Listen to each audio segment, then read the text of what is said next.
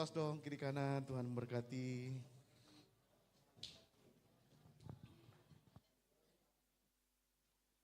Shalom Bapak Ibu, apa kabar hari ini? Luar biasa, Tuhan baik, amin. Kasih tahu dong kiri kanan ya, Tuhan baik loh buat saya, buat kamu bagaimana? Amin. Nah, saudaraku kita tahu bahwa di tahun baru ini kita sering mengingat selalu identik dengan tahun baru ini saya mau bikin apa ya. Tahun yang lalu saya kurang ini, di tahun ini aku mau lebih baik lagi. Di tahun yang lalu aku agak begini-begini, tahun ini aku mau melakukan satu perubahan-perubahan. Artinya kita menyadari sebenarnya dengan adanya tahun baru, menyadarkan kita bahwa bukan hanya tanggal yang berganti, tetapi juga ini menjadi momentum buat kita untuk refleksi, melihat kembali bagaimana perjalanan hidup kita di sepanjang tahun yang sudah kita lalui. Namun seringkali di dalam perjalanannya setelah kita punya resolusi, biasanya begini, satu minggu kedua, minggu keempat itu masih semangat. Tapi mulai minggu berikutnya mulai agak-agak kendor, betul tidak? Coba colek, kau kayak mana kau? Semangat gak? Biasanya begitu saudaraku, jadi orang yang gemuk ingin tahun ini lebih kurus, lebih langsing. Kayak saya gitu maksudnya. Harapannya begitu, walaupun ada anekdot bilang begini, katanya orang yang gemuk itu umurnya lebih panjang. Lebih panjang daripada yang ngomong katanya. Jangan terlalu serius sekali lah. Nah, saudaraku, mari kita melihat dari sisi yang lain bagaimana Tuhan juga ingin agar kita itu terus mengalami satu perubahan yang bukan arahnya ke arah yang negatif, tapi ke arah yang positif, ke arah yang lebih baik. Kalau di tahun lalu kita kurang semangat, tahun ini lebih semangat. Nah, kenapa? Karena hidup kita manusia ini mudah sekali berubah, saudaraku. Berubah dari satu arah dan bisa berubah dalam sekejap ketika hatinya mulai terganggu. Ketika pikirannya mulai terganggu, mudah sekali untuk berubah. Namun kita bersyukur kita punya Tuhan, Dia Allah yang setia yang tidak pernah berubah dari dulu sekarang sampai selama-lamanya. Kasih-Nya, kebaikan-Nya, kemurahan-Nya, pertolongan-Nya tidak pernah Dia tahan-tahan. Dia Tuhan yang setia, makanya saudaraku kita berubahnya bukan kesebaliknya, tapi kita mau berubah semakin serupa dengan Kristus. Saudaraku kita sudah beberapa tahun ini kita belajar, beberapa tahun yang lalu tentang ada true love, ya masih ingat gak temanya? Kasih sejati. Kita terus belajar tentang Christ Center. Ya, kemudian juga tahun lalu masih ingat temanya? Disciple of Christ, murid Kristus. Bayangkan saudaraku 3 tahun kita belajar fokus kepada Kristus. Bagaimana kita memusatkan perhatian kita kepada Kristus. Seharusnya di tahun ini sesuatu yang lebih baik lagi. Namun sayangnya kita kadang-kadang kurang menyadari bahwa di dalam menghadapi segala sesuatu kita kurang memperhatikan bahwa sebenarnya ketika kita menyembah, ketika kita memuji, itu adalah sarana untuk kita boleh memfokuskan sesuatu yang Allah sudah sediakan untuk kita bisa menghadapi setiap tantangan.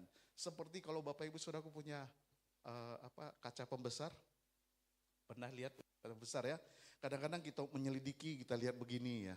Padahal sebenarnya kalau kita perhatikan, ketika di luar sana, ketika matahari itu sesuatu yang Allah sudah sediakan. Ketika ada persoalan, kita tinggal arahkan ke matahari, lalu kemudian dia akan mengambil satu titik fokus. Dan fokus itu akan menghasilkan satu api yang baru. Persoalannya adalah kita tidak melihat semua persoalan itu menjadi satu kekuatan untuk kita boleh mengalami api Tuhan. Kenapa? Karena kita tidak menggunakan bahwa dengan menyembah, dengan kita beribadah, dengan kita membaca firman, itulah sarana seperti mikroskop ataupun kaca pembesar yang menolong kita untuk bisa menghadapi setiap tantangan, menghadapi setiap persoalan, bukan dengan kekuatan diri kita sendiri. Bagian kita adalah menyediakan wadahnya, lalu biarkan sinarnya Tuhan, biarkan terangnya Tuhan yang menghadapi setiap persoalan, setiap keadaan yang kita hadapi. Kita menghadapinya bersama dengan Tuhan dan kekuatan Tuhan. Itulah yang membuat kita boleh melihat ada satu perbedaan dan perubahan terjadi. Yang sering terjadi kan kalau ada masalah kita bukannya datang kepada Tuhan, tapi kita hadapi sendiri. Saudara, kita hidup dalam kasih karunia. Kita hidup dalam zaman kasih karunia. Namun sayang banyak anak Tuhan belum menggunakan atau belum melihat ada satu kekuatan, the power di dalam kasih karunia Tuhan. Dengan itulah kita harusnya bisa mengalami perjalanan hidup yang terus berubah dan semakin serupa dengan Kristus. Menghadapi persoalan, karena persoalan di tengah dunia itu tidak pernah akan berkurang. Semakin hari justru semakin banyak.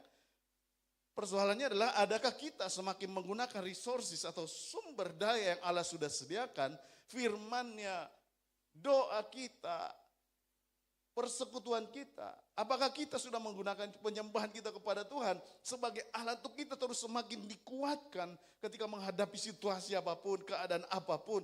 Kita tahu Tuhan yang berjalan bersama dengan kita, bahkan kita menggunakan otoritas firman Tuhan dalam menghadapi segala sesuatunya.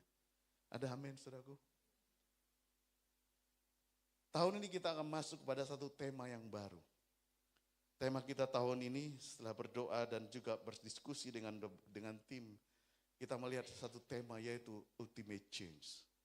Satu perubahan, bukan satu change perubahan biasa, tetapi satu perubahan yang bukan hanya radikal yang sampai mendasar, tetapi dia juga mengalami satu yang ultimate, satu perubahan yang mendasar, yang juga akan terus mengalami satu perubahan, satu transformasi yang pada akhirnya kita melihat satu perubahan ke level yang lebih tinggi, yaitu keserupaan dengan Kristus.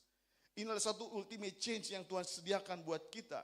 Kalau dulu kita mengalami satu perjalanan iman di mana kita merasa lelah, merasa capek, merasa sulit menghadapi segala sesuatu. Mari di tahun ini kita boleh berjalan bersama dengan Tuhan. Hidup oleh kasih karunia-Nya, hidup oleh anugerah-Nya. Dan kita melihat bagaimana Tuhan yang menuntun, Tuhan yang berjalan membawa kita dari satu kemuliaan kepada kemuliaan yang lain. Membawa kita dari satu kemenangan kepada kemenangan yang lain. Bukan kuat dan gagahmu, tapi karena kuat karena Rohku, kata Tuhan. Bukan karena hebatmu, bukan karena pengalamanmu, tapi karena akulah Tuhan yang berjalan di depanmu. Akulah Allah yang memegang tangan kananmu, yang memberi kepadamu kekuatan, yang memberi kau keberanian untuk melangkah, bahkan keberanian untuk berbeda dengan dunia. Dan kau boleh berjalan oleh karena Tuhan yang ada di pihakmu.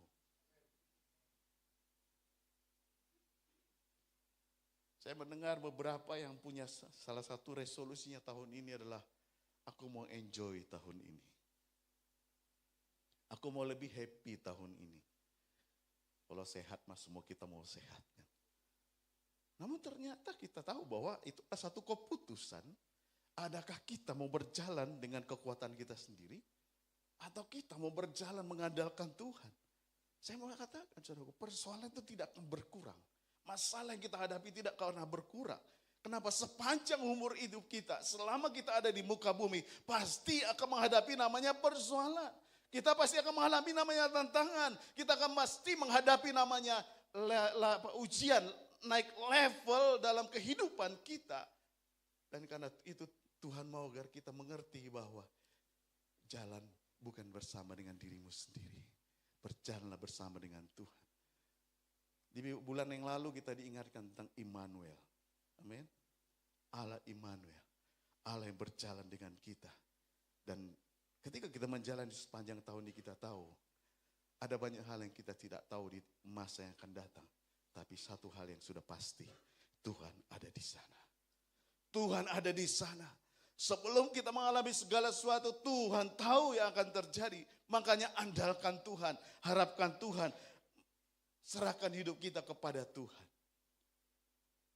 Saudaraku, ada satu perkataan bilang begini. Bukan hal yang sia-sia bagi kita untuk menginginkan perubahan.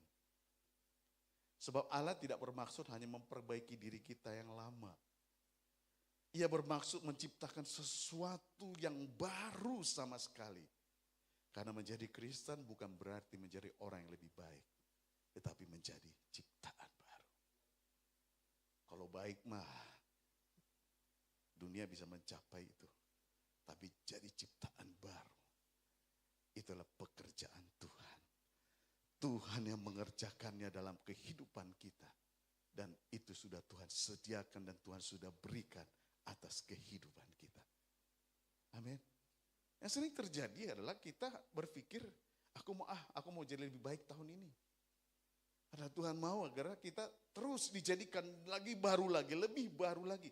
Dan yang luar biasanya adalah Tuhan menjadikan kita ciptaan baru itu bukan dimodifikasi, saudaraku. Bukan dipermak, tapi benar-benar dijadikan baru. Kok gak yakin sih? Saudaraku, kita dijadikan manusia baru. Itu karena pekerjaan Roh Kudus. Pekerjaan Tuhan atas kehidupan kita. Namun pola pikir kita, perasaan kita, kedagingan kita masih cenderung menarik kita kepada satu pola-pola yang lama. Makanya kadang-kadang ada orang itu yang agamawi sekali, saudaraku. Semua harus begini, saudaraku, kalau kebayang ya, kalau Tuhan membawa kita harus hidup seperti zaman Taurat, betapa repotnya kita, saudaraku. Kita tidak bisa mencapainya. Karena kesempurnaan hanya milik Tuhan. Dan oleh kasih karunia Tuhan sudah sediakan bagi kita korban yang terbaik sekali untuk selama-lamanya. Itu siapa, saudaraku? Yesus. Kita hanya hidup oleh anugerahnya, hidup oleh karena kekuatan Allah. Nah, saudaraku, makanya firman Tuhan hari ini 2 Korintus 5 ayat 17 katakan begini. Jadi siapa yang ada di dalam Kristus, siapa yang ada dalam Kristus, ia adalah ciptaan baru. Yang lama sudah berlalu, sesungguhnya yang baru sudah datang. Jadi kalau kita bicara tentang satu ultimate change, perubahan ini adalah sesuatu yang bersifat mendasar. Dimensinya adalah satu, dari pertama perubahan dari orang berdosa, dari hamba dosa menjadi hamba atau anak Allah.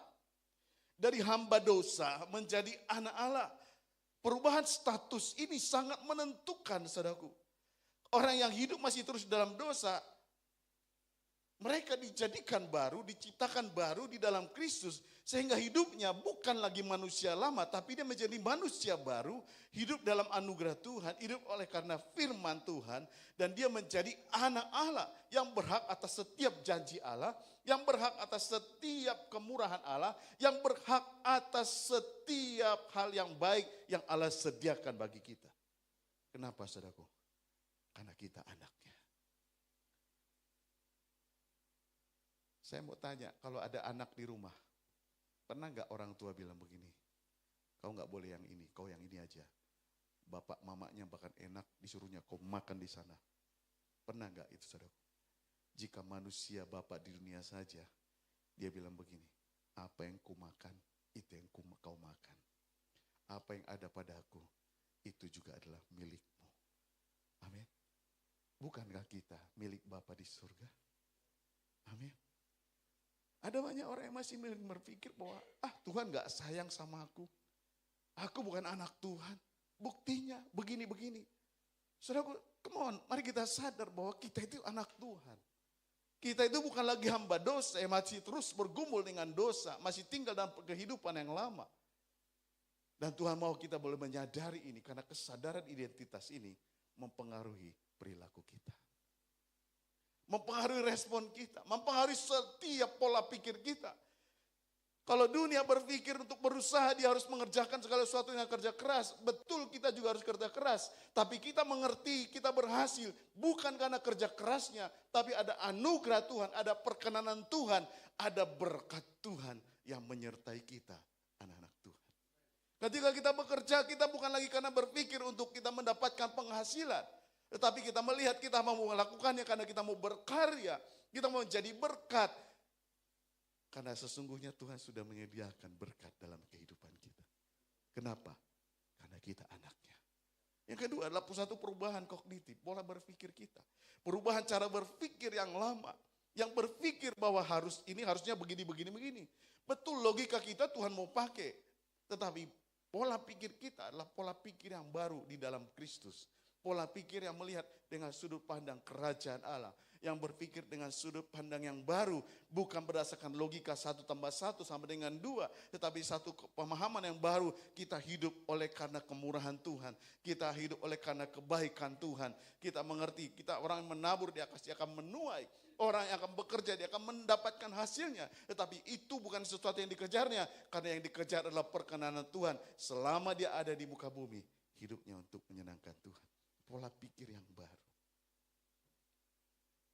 Kalau mendidik anak pun sudah lain pola pikirnya. Jangan yang kita berpikir seperti dunia, kau kan sudah kusekolahkan, kau ini harus ini, biar itu. Padahal yang utama adalah dia mengerti untuk apa dia ada di muka bumi.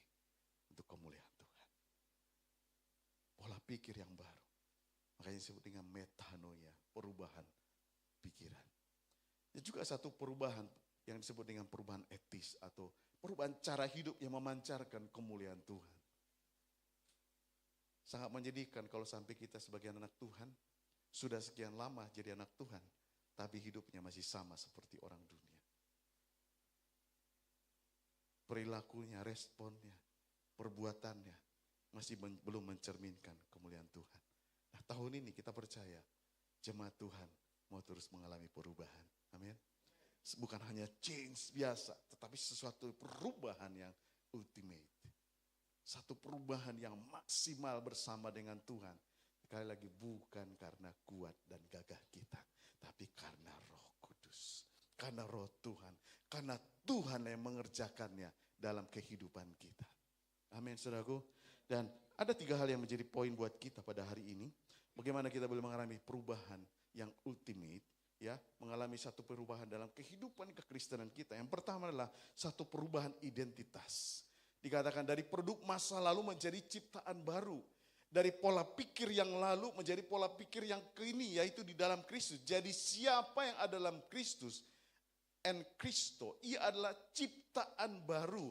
Posisi kita dalam Kristus adalah dasar dari satu perubahan. Saudaraku, kita tidak bisa beranjak dari Jakarta ke Medan kalau kita masih di Bogor. Amin. Paham maksudnya?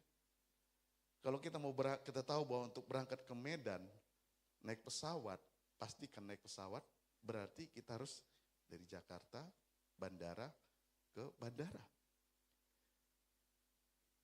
Kalau kita adalah murid Tuhan, kita adalah Kristus, berarti satu perubahannya bukan lagi berdasarkan kehidupan yang lama.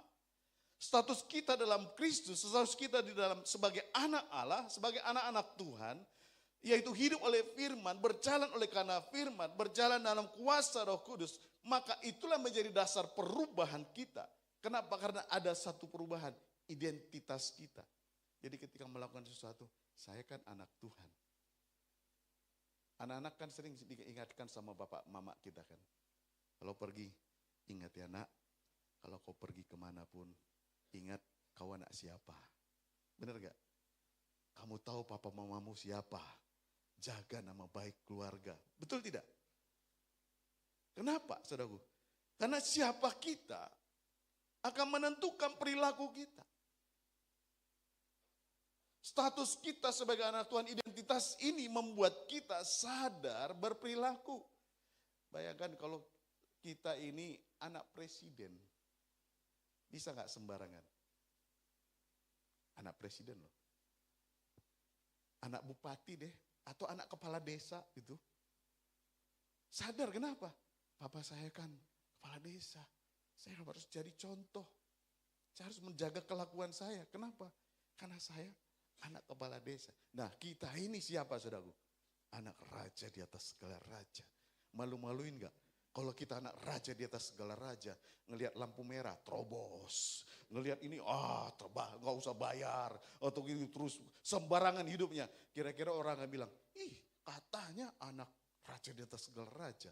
Malu-maluin gak bapaknya? Malu-maluin. Kasih tahu kira-kira, jangan malu-maluin bapak, babe di surga.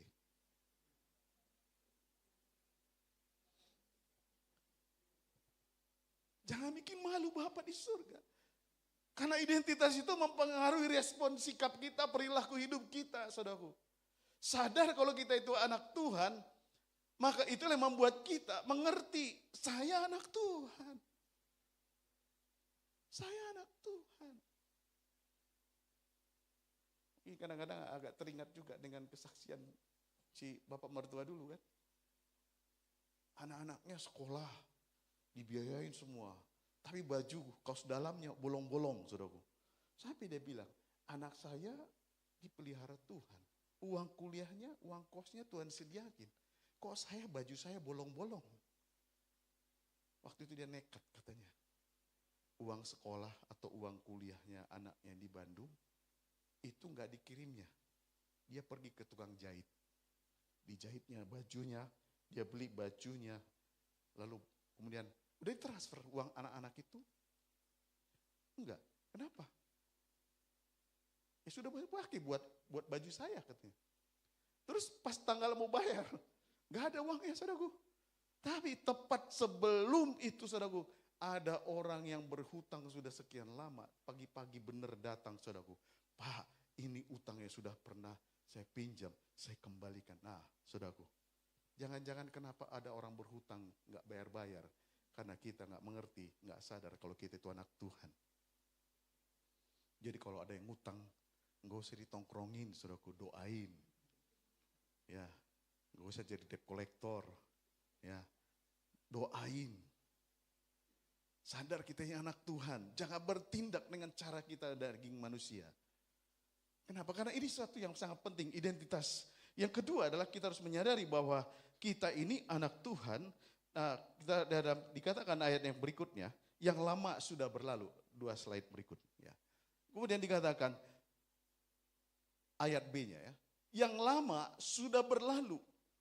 Yang lama sudah berlalu itu menceritakan satu prinsip bahwa perubahan pola pikir, bagaimana kita memutus rantai masa lalu, satu jebakan masa lalu, pola pikir yang lalu, mental-mental yang lalu, yang berpikir, enggak usah lah, aku pelit aja lah, enggak usah jadi hitung-hitungan aja lah, enggak ada bagi uang melulu, kita jadi komplain dengan uang. Jangan-jangan persoalannya adalah karena kita masih belum putus dengan mata rantai yang lalu, sehingga kita menjadi orang yang kikir, menjadi orang yang perhitungan sekali, bahkan perfeksionisnya sampai perfectnya 100%, luar biasa. Karena pola pikir. Dari mana pola pikir itu datang? Dari perjalanan hidup kita. Sejak kita lahir, kita tinggal di mana, bagaimana kita dididik, bagaimana kita bersekolah, di mana kita berada, itu mempengaruhi perilaku kita. Makanya poin pertama, kesadaran identitas kita sebagai anak Tuhan, itulah pijakan kita, bukan masa lalu kita. Betul memang semua perlu diproses, tapi kita mengerti yang lama sudah berlalu. Jadi semua rasa bersalah, semua kegagalan, semua trauma masa lalu itu sudah berlalu, dikatakan lewat, lenyap atau tidak lagi memiliki kuasa hukum atas seseorang. Tidak lagi memiliki otoritas kuasa hukum, saudaraku. Dan ini menunjukkan satu peristiwa yang sudah selesai secara tuntas. Memang betul secara psikologi ada yang mengatakan begini, kehidupan manusia itu kalau diberikan 1 sampai 10, di angka 3 dia mengalami miss, yaitu dia mengalami mungkin satu kekecewaan, kesedihan. Saudaraku, dia akan sampai dari 10 pun dia masih terus nagih dengan angka 3 ini. Segala kekecewaan yang lalu, segala ketakutannya, ketraumaannya, itu memang berdasarkan pengalaman psikologi manusia. Tapi kita mengerti bahwa di dalam Kristus kita adalah ciptaan baru. Dasar kita untuk menghadapi segala sesuatu, dasar kita berpikir hari-hari ini tidak lagi ditentukan oleh perjalanan masa lalu kita.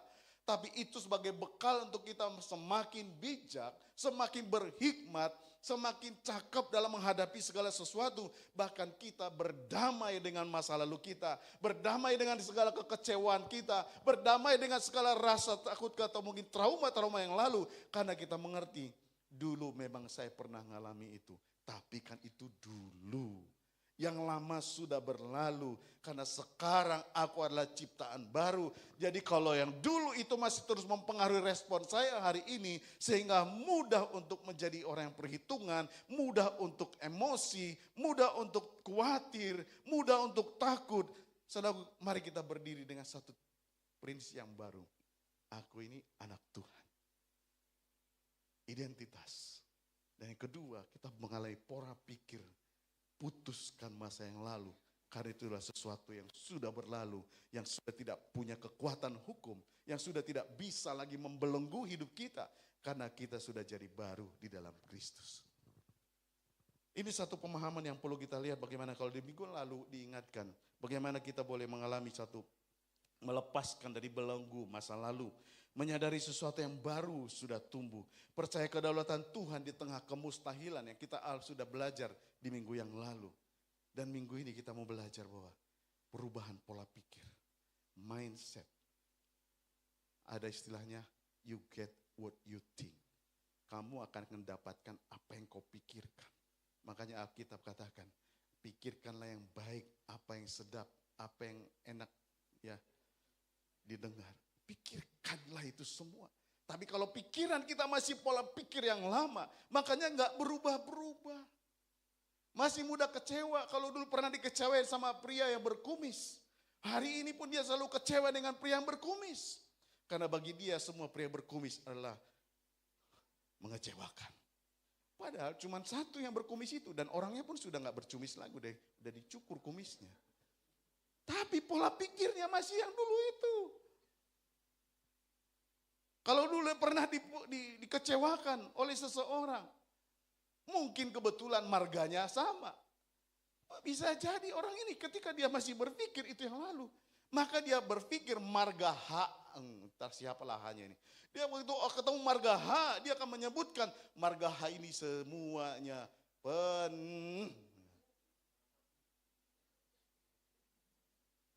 generalisasi. Padahal cuma satu. Itu pun sudah bertobat, sudah ditangkap Tuhan. Coba, bayangin saudaraku sudah sekian lama. Bahkan ada seseorang misalnya kecewa dengan pria.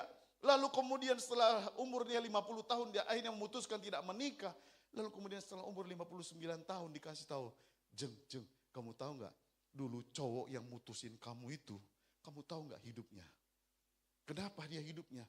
Pertama, istrinya sudah diceraikannya.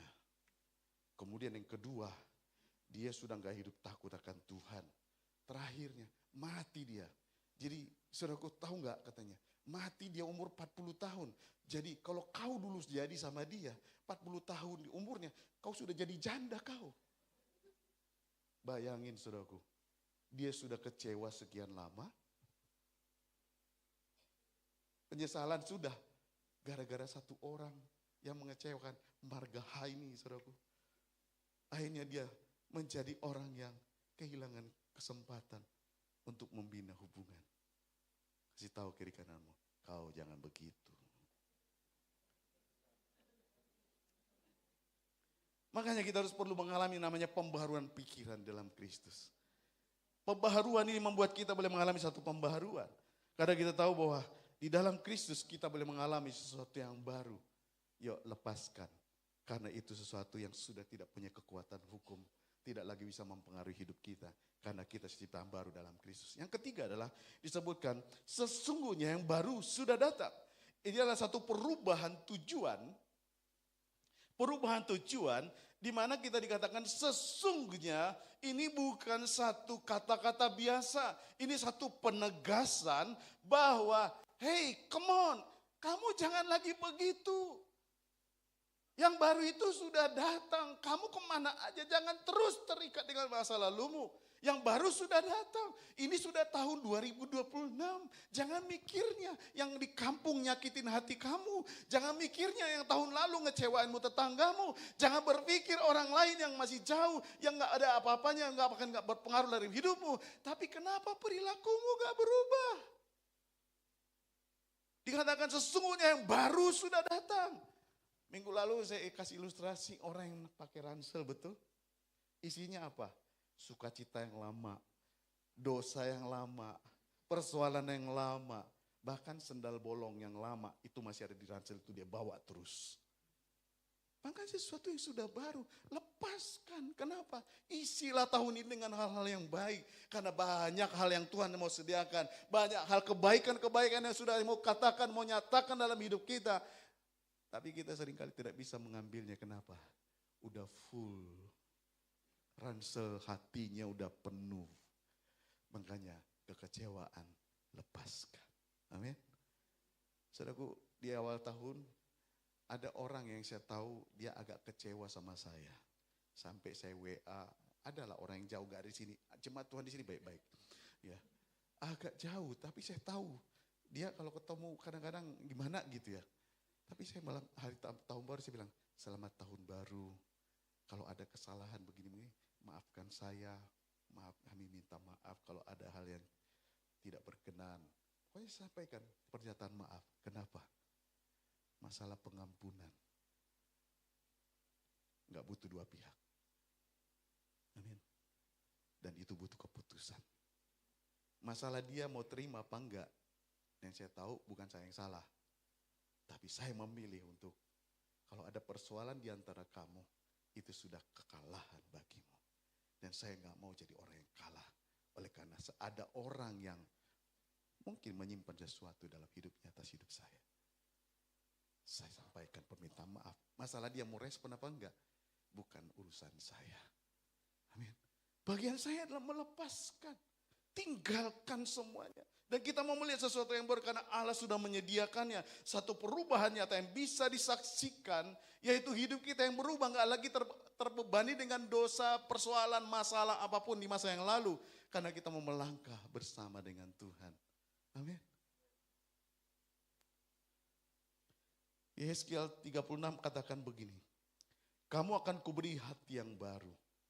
Roh yang baru dalam batinmu. Dan aku menjauhkan dari tubuhmu hati yang keras.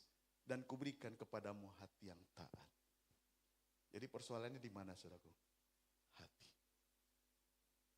Di dalam hati. Di situ ada pikiran, perasaan, kehendak kita. Hati yang baru. Dan Tuhan katakan menjauhkan dari kamu. Kenapa dijauhkan? Kalau anak kita kotor, kita apain, saudaraku? Dibersihkan. Kalau anak kita mengalami persoalan, kita tolong dia untuk bisa mengalami kemenangan. Jadi Allah kita itu Allah yang setia, makanya dikatakan dari tubuh hati yang keras dan kuberi kepadamu hati yang taat. Jadi kita taat itu bukan karena usaha kita, tapi ada anugerah Tuhan yang memampukan kita. Iya, gimana ya saya mau mengampuni? Betul, kau tidak akan bisa mengampuni orang lain kalau bukan karena kekuatan yang dari Tuhan. Karena manusia ini akan selalu hitung-hitungan. Tapi di dalam Tuhan kita percaya. Kalau kita sudah menerima kemurahan Tuhan. Dalam hati kita melimpah kemurahan Tuhan. Maka kita pun dengan murah hati mengampuni orang yang bersalah. Bahkan kita memberkati mereka. Nah saudaraku, ada satu analogi yang menjadi contoh buat kita di tahun ini. Di tahun 2026 ini. Kalau saudaraku perhatikan di situ. Ya, sementara asisten saya yang cantik ya menyiapkannya. Saya mau nunjukkan kepada kita satu ilustrasi sederhana bahwa namanya perubahan itu sangat dipengaruhi oleh beberapa faktor. Bisa dituang dulu. Ya. Saudaraku, namanya perubahan seringkali kita berpikir bahwa orang lainlah yang berubah dahulu. Padahal namanya perubahan itu adalah pekerjaan yang juga menjadi bagian kita.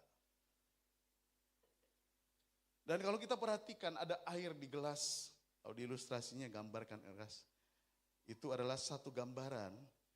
Kalau kita perhatikan saudaraku, ini adalah satu teh celup. Bayangkan saudaraku kalau saya celup ini,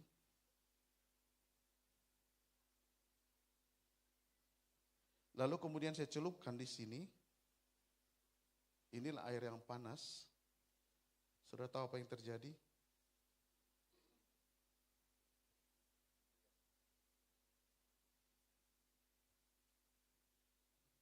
Saudara tahu apa yang terjadi? Berubah enggak?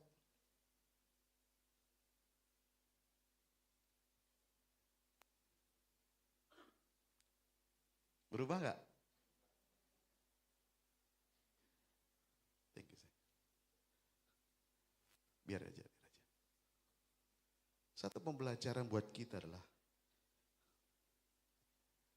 Ketika kita mencelupkan di tempat yang dingin, teh itu tidak mengeluarkan. Berbeda dengan ketika kita mencelupkan di tempat yang hangat. Satu perubahan terjadi. Seringkali dalam kehidupan kita mengharapkan orang lain berubah.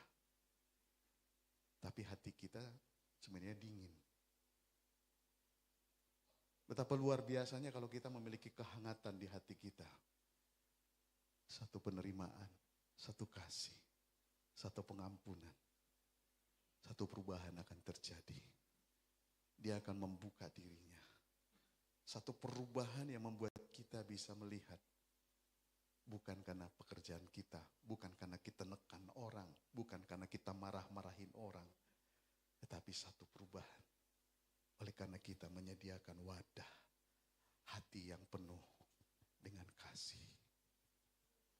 Hati yang hangat, hati yang mengampuni, hati yang mau menerima orang lain apa adanya. Tehnya teh yang sama, betul? Tapi situasi hati kita itu mempengaruhi. Yang sering terjadi kita berpikir, kamu dong yang berubah. Betul, orang bisa berubah. Tapi yang pertama dalam ultimate change kita mengerti perubahan itulah perubahan yang Tuhan kerjakan. Bukan karena diri kita. Saudaraku, kita diingatkan bagaimana hidup kita tahun 2026 ini. Yuk kita perbaiki suhu hati kita. Apakah hatimu dingin atau hatimu hangat? Evaluasi suhu hati kita. Tebarkan kehangatan kasih Kristus dan memiliki respon yang positif atas segala sesuatu. Karena tidak ada satu perkara yang terjadi tanpa izin Tuhan. Tuhan mau agar kita boleh mengalami satu perubahan. Makanya saudaraku, jangan lagi kita tinggal di dalam hati yang dingin, penuh kebencian, apatis, menutup diri, kecewa. Jangan biarkan itu saudaraku. Tapi di tahun ini kita mau memiliki hati yang hangat, yaitu hidup kita yang tidak lagi perlu memaksa, tidak lagi mengkondisikan dengan akal pikiran kita. Tapi bergantung kepada kuasa Tuhan. Berikan hati, kasih kita yang nyata kepada orang lain. Amin. Mungkin ini ada satu ilustrasi yang sederhana. Tapi kita mengerti bahwa air hangat itu mengubahkan teh. Dan Roh Kudus yang penuh kasih dan hangat itu juga yang mengubah suhu hati kita. Jadi saudaraku, yang pertama Tuhan mau adalah biarlah hati kita dipulihkan. Amin. Roh Kudus menyembuhkan. Tuhan memulihkan hati kita. Dan kita percaya bahwa kuasa Injil, kabar baik Injil adalah, next slide. Kabar baik Injil itu satu peringatan buat kita. Bahwa kita diselamatkan bukan oleh seberapa baik kita berusaha. Melainkan oleh seberapa sempurnanya Yesus sudah melakukannya. Itu adalah pekerjaan Tuhan. Satu pembuahan yang terjadi di dalam diri yang menghasilkan perubahan menyeluruh dalam arah kehidupan kita. Gimana kita melakukannya, saudaraku? Filipi 3 katakan. Next slide. Ini yang kulakukan. Aku melupakan apa yang di belakang. Aku mengarahkan diri kepada apa yang di hadapan. Kemudian berlari pada tujuan. Saudaraku, orang yang berlari itu gak sempat mikirin sekelilingnya, amin. Orang yang lagi sprint, dia sedang mengejar tujuan, dia tidak akan sempat selfie-selfie. Gak sempat. Gak sempat tebar-tebar pesona. Kenapa? Karena dia sibuk. Dia sedang berlari kepada tujuan, memenuhi panggilan hidupnya. Yuk, come on, di tahun ini kita mau mengarahkan pikiran kita, perasaan kita, kehendak kita, semuanya. Kita mau berlari kepada panggilan Tuhan dalam kehidupan kita. Suami-suami menjadi suami yang penuh kasih luar biasa. Menjadi bapak di rumah yang luar biasa. Istri-istri yang menjadi istri yang menjadi penopang, penolong di keluarga. Dan bahkan dia menjadi penyambung komunikasi dalam keluarga. Menjaga media sosial, jadi media komunikasi dalam keluarga. Dan anak-anak menjadi anak-anak yang mensupport, yang mau hidup sama-sama. Mau mengalami Tuhan. Amin, saudaraku.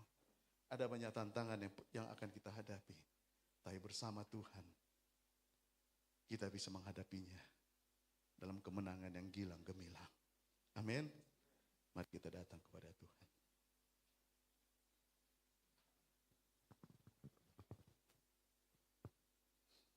Bapak, terima kasih Tuhan. Sungguh kami bersyukur karena anugerah-Mu di sepanjang 2025.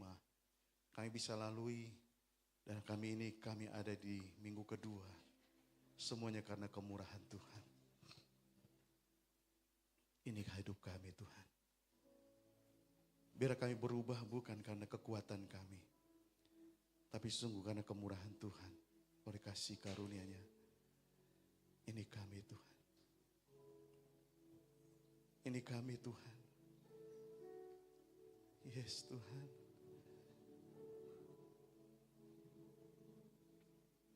Yes. Ini kami. Mari setiap kita datang kepada Tuhan. Pujian dan syukurku ku naikkan padamu. Dengan rendah hati ku persembahkan.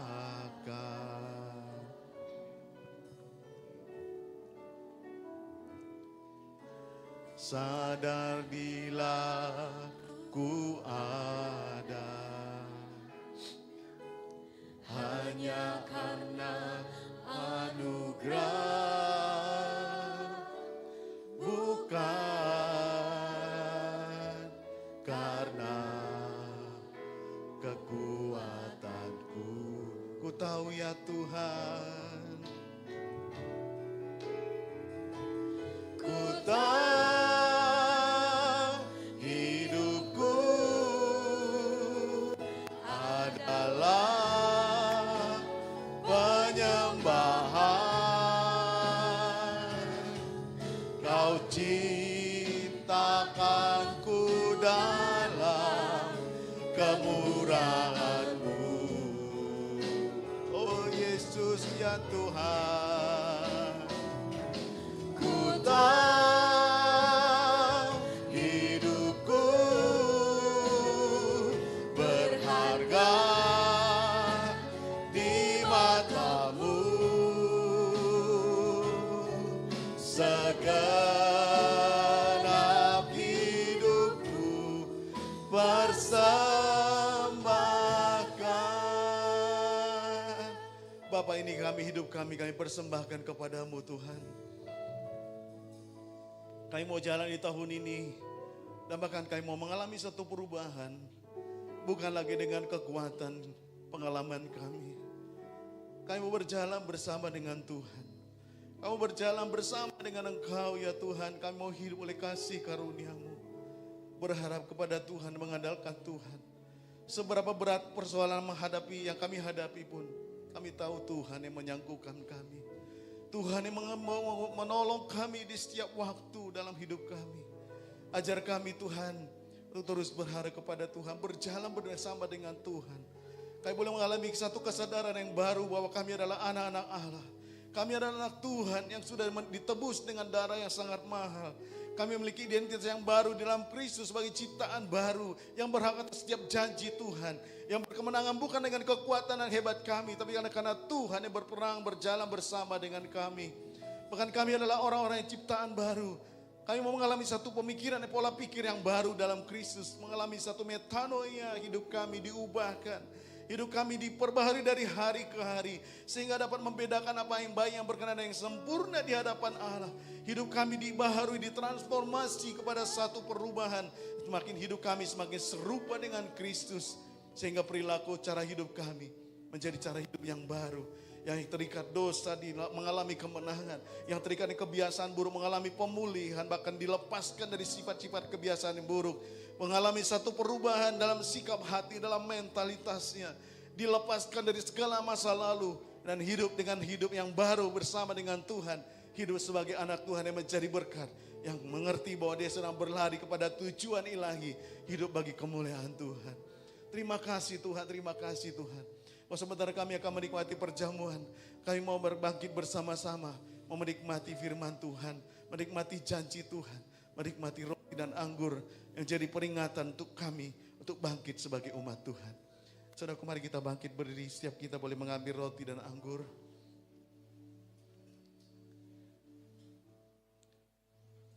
Yesus Tuhan, Yesus Tuhan, Yesus. Yesus Tuhan, Yesus Tuhan. Yes Tuhan Yesus. Ini kami Tuhan. Yes Tuhan. Mari setiap kita boleh mengangkat roti dan anggur di tangan kanan kita. Kita mau menikmati satu perjamuan yang Allah sediakan sebagai ucapan syukur kita kepada Dia. Kita berterima kasih karena kita boleh dilayakkan masuk kepada persekutuan dengan Dia dan juga mengalami persekutuan di antara kita. Dan ini menjadi satu peringatan bagi kita untuk boleh menikmati kasih kebaikan Tuhan. Dan hari ini saudaraku, kita bukan sedang menikmati roti yang biasa. Ini satu perjamuan yang Tuhan sediakan. Tuhan mau menjamu setiap pribadi kita. Tuhan mau menyediakan satu jaminan bahwa Dia Allah yang setia menyertai kita di sepanjang tahun ini. Dia menyediakan roti, menjadi penyertaan, menjadi kekuatan buat kita menjalani sepanjang tahun ini. Mari dengan iman, saudaraku, mari angkat dengan tinggi-tinggi di atas kepalamu, katakan, Tuhan, terima kasih untuk penyediaanmu sepanjang setahun ini. Yes, Tuhan Yesus. Sebab apa yang telah kuturuskan kepadamu telah aku terima dari Tuhan. Yaitu bahwa Tuhan Yesus pada malam waktu dia diserahkan, ia mengambil roti dan sudah itu ia mengucap syukur atasnya. Ia memecah-mecahnya dan berkata, inilah tubuhku yang diserahkan bagi kamu. Perbuatlah ini menjadi peringatan akan aku. Mari makanlah dengan iman.